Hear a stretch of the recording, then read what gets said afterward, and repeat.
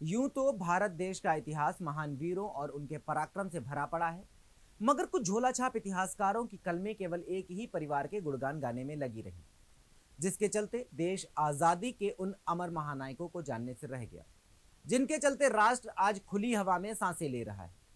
इन्हें भुलाने वाले अक्सर आजादी की लड़ाई में कई लोगों का योगदान पूछा करते हैं, जो हास्यास्पद और पीड़ादायक भी है।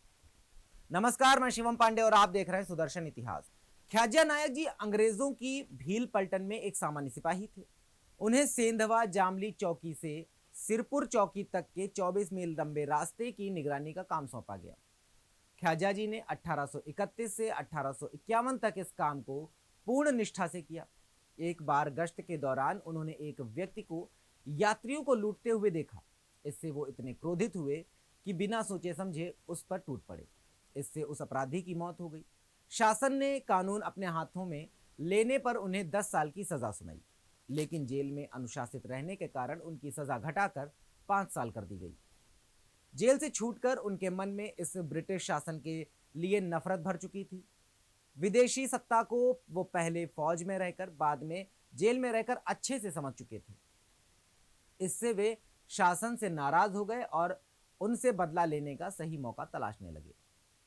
इतिहासकार डॉक्टर एस एन यादव के अनुसार जब 1857 में भारत में अंग्रेजों के विरुद्ध विद्रोह भड़क उठा, तो अंग्रेज अधिकारियों ने ख्याजिया जी और उनके अनेक पूर्व सैनिक जो सिपाहियों को फिर से काम पर रख लिया।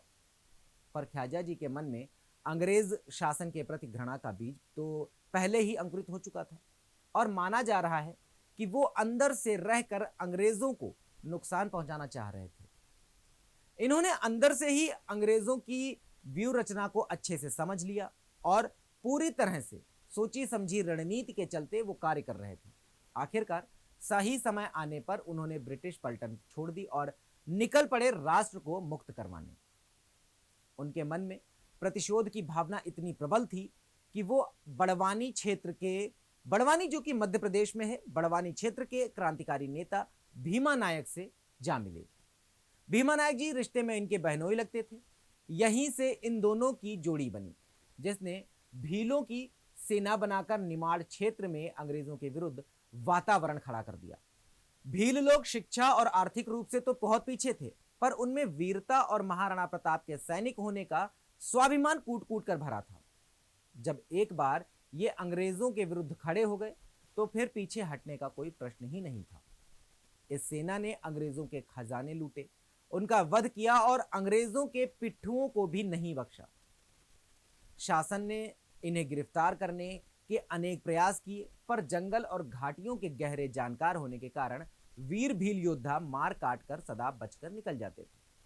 अब शासन ने भेद नीति का सहारा लेकर इन दोनों भील नायकों को पकड़वाने वाले को 1000 का पुरस्कार देने की घोषणा की। तब का 1000 आज का लगभग 10 लाख रुपए के बराबर होगा।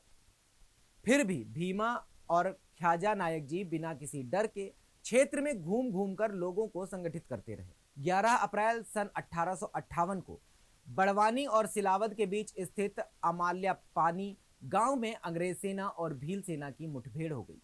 अंग्रेज सेना के पास आधुनिक शस्त्र थे, जबकि भील अपने परंपरागत शस्त्रों से ही मुकाबला कर रहे थे। सुबह 8 बजे से शाम 3 बजे तक ये युद्ध चला। इसमें ख्याजिया नायक जी के वीरपुत्र दौलत सिंह सहित उनके अनेक योद्धा बलिदान हुए। आज भी सारा निमाड़ क्षेत्र उन वीरों के प्रति श्रद्धा से नतमस्तक होता है, जिन्होंने अपने राष्ट्रीय स्वाभिमान के लिए प्राणाहुति दी।